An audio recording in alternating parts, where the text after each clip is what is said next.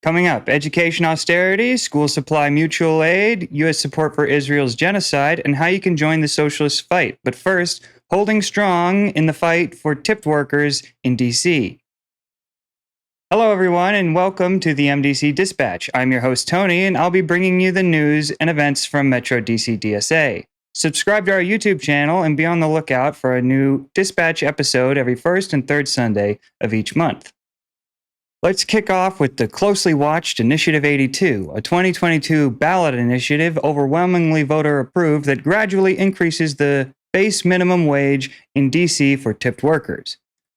Mayor Muriel Bowser, alongside her chummy buddies from the National Restaurant Association, attempted to repeal I-82 in the budget. But the DC Council voted this week 7-5 to block any so-called compromise that would have rolled it back. What was in this so-called compromise, you ask? The right-wing side of the DC Council attempted to sneak in a complete revision of the way tipped workers are paid. In fact, this is akin to what was done in Hawaii, and after causing much chaos, it was eliminated.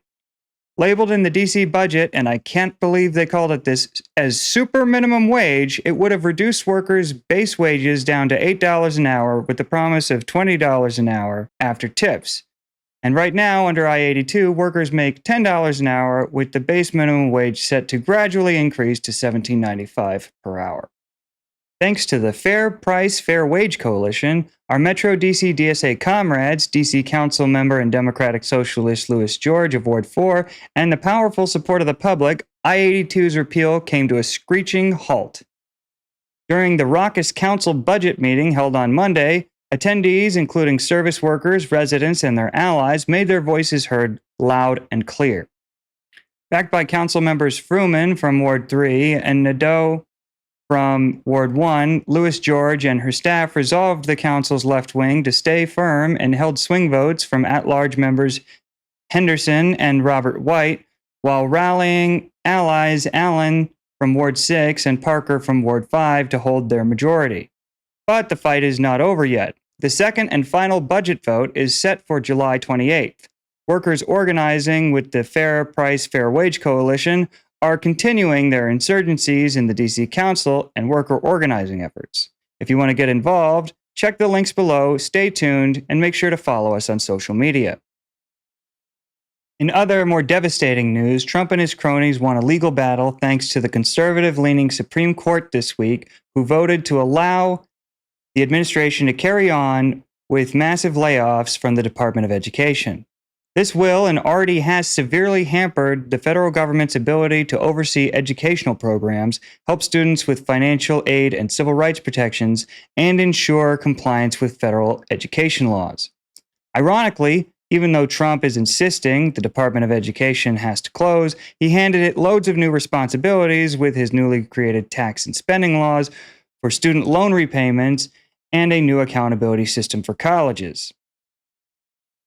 To enforce any of this, the Education Department will need many of the same type of people fired. But the bigger fear is that this work will be contracted out, which could lead to many unaccounted pitfalls, including wasted funds. Even worse, sadly, it does get worse, college will become less and less affordable for many as financial aid and student loan protections are rolled back. Already, those on the Biden administration saving on a valuable education plan who were in forbearance have even less time with interest accrual restarting next month. And in just a couple of years, students will be capped on how much in terms of loans they can borrow. Yet, as we all know, college tuition continues to climb exponentially, and with loan caps installed, many will be unable to afford a degree and may fall into heaps of private debt. What does this mean? It means only the rich will be able to hold any type of profession in a variety of areas of work, including medicine and healthcare, engineering, academics, and many more. Reducing or virtually eliminating diversity in the workforce means far more social, health, and economic disparities. Idiocracy, here we come. Metro DC DSA's Abolition Working Group is hosting its second annual free backpack drive on Saturday, August 9th. Comrades will distribute backpacks filled with school supplies to all students, no questions asked, no barriers. Many families struggle to afford basic school supplies. This fundraiser embodies socialist commitment to community care and mutual aid. This is what it looks like to invest in kids, not cops. Ahead of the event, abolitionists will fan out across DC over the coming weeks to raise awareness of the backpack drive. Wheatpasting begins on Sunday, July 27th, and will continue on Sunday, August 3rd. Comrades will meet at the Eastern Market Metro Station entrance at 701 Pennsylvania Avenue Southeast, do a quick poster tutorial, and then disperse to locations along the orange, silver, and blue lines to wheatpaste these posters everywhere. RSVP at the link below.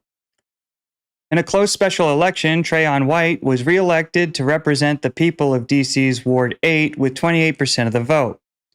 White was expelled from DC Council this February after compelling evidence of bribery between himself and city contractors. Governing as a populist, Trayon is noted for his deep base of support in Ward 8, who see him as an avatar against the Bowser-backed gentrification of the city, as local journalist Pete Tucker wrote last year.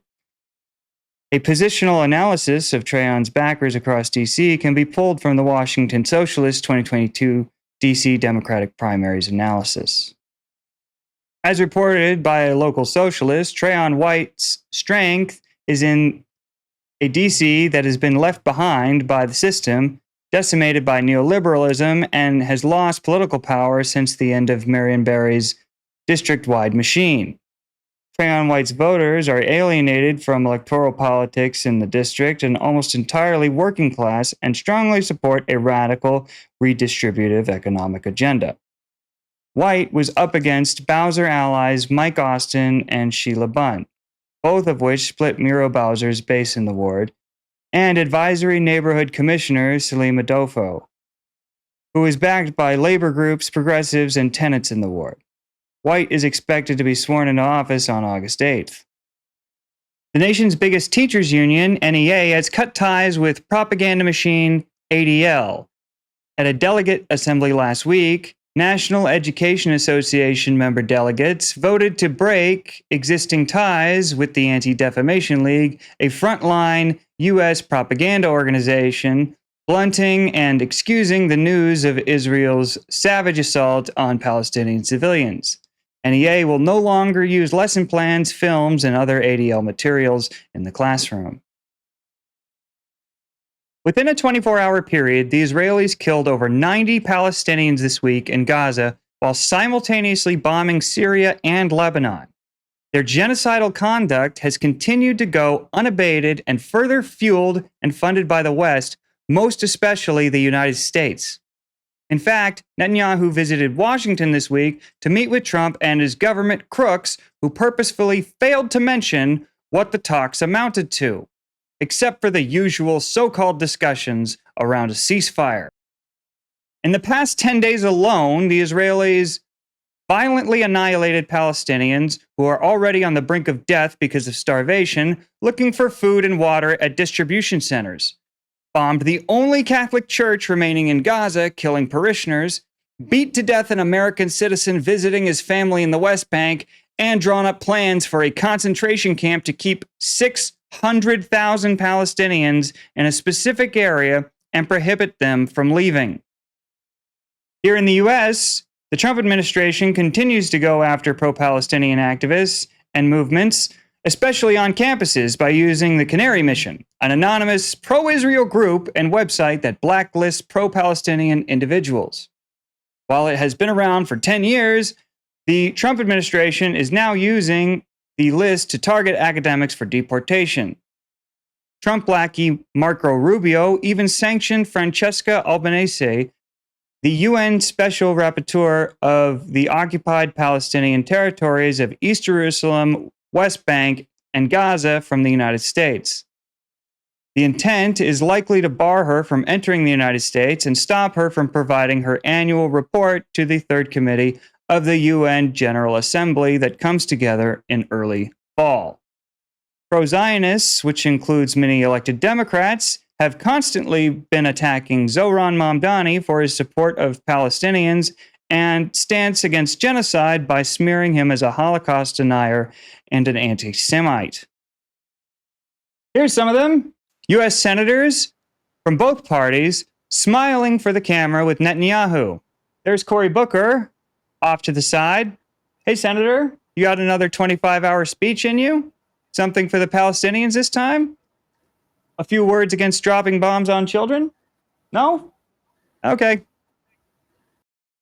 The genociders and their apologists continue to thrash at every turn by murdering more and more Palestinians in the hopes of achieving complete ethnic cleansing while still attempting to play the victim by shouting anti-Semitism and attacking anyone who speaks up against them. But we cannot be silenced. Not now, not ever. Albanese said it best recently at the Bogota conference on July 15th. Palestine's immense suffering has cracked open the possibility of transformation. Even if this is not fully reflected in political agendas yet, a revolutionary shift is underway. Each state must immediately review and suspend all ties with Israel, their military, strategic, political, diplomatic, economic relations. Let's be clear, I mean cutting ties with Israel as a whole. Drop your thoughts in the comments. We want to hear from you. Join our chapter for any of the huge slate of events coming up the next few weeks. RSVPs are linked in the description. Are you interested in socialism on a broader scale? The Internationalism Working Group is hosting its July meeting later today. That's July 20th at 7 p.m. The Rockville City Council and Mayor have scheduled a hearing on rent stabilization. Attend the hearing with Montgomery County DSA, Rockville Renters United, and Rockville tenants, and demand rent stabilization tomorrow, July 21st, at the Rockville City Hall. Be prepared, not scared. Undocumented workers' rights training. Join us every Tuesday night for a lively, no-stress session where we'll practice your Fourth and Fifth Amendment protections, from traffic stops to front-door chats with police or immigration enforcement at the workplace.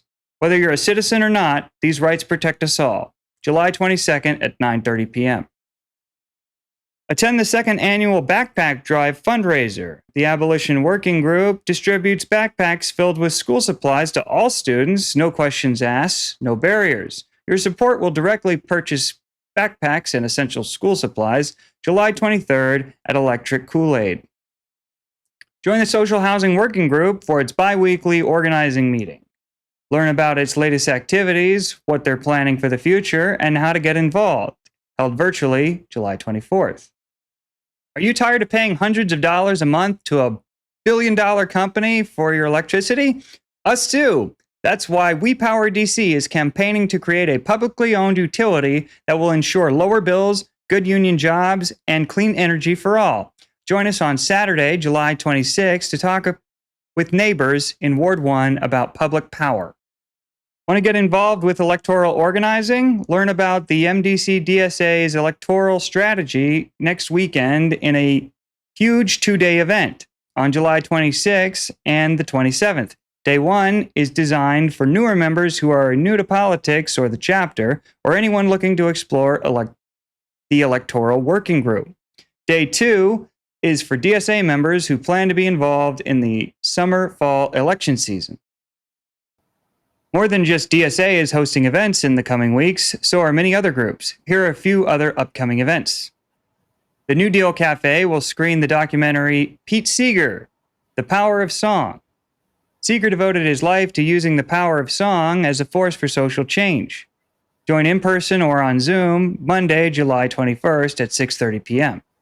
Michael Ansara's newest memoir, The Hard Work of Hope, shows how he learned to become a more effective organizer. Ansara will be in conversation with Heather Booth at Politics and Prose on Monday, July 21st, 7 p.m. Rising organizers in Free DC present Taking Action, a free hands-on training to develop the events, actions, and activities that make movements work. It will include exercises to practice live scenarios, time to share stories, and opportunities to connect with others. RSVP to join them on Tuesday, July 22nd, 6:15 p.m. Join Brian Quoba, PhD, during one of 3 DMV book talks on his new book, Hubert Harrison, Forbidden Genius of Black Radicalism about the life and legacy of a long-forgotten black socialist. Events will be held at Red Emma's on July 26, Sankofa Books on July 31st, and Busboys and Poets on August 3rd. Find these activities and many more at the calendar of events on our website or in our full weekly update, also linked in the description. The Democratic Socialists of America is growing. If you're not a member of DSA and would like to connect with other like-minded activists, community organizers, and neighbors, visit dsausa.org and join today. Metro DC DSA is the third largest chapter in America with over 2,000 members. We are very active in the community and have groups focused on labor, tenant rights, LGBTQ rights, environmental activism, and much more. DSA is the largest socialist organization in America, and we would love to have you as a member. These and other stories, along with links and sources, can be found in the Metro DC DSA Weekly Update newsletter, which you can find linked in the description. This production has been a collaboration of members of Metro DC DSA. Look for new videos on the first and third Sunday every month. I'm your host, Tony. A better world is possible.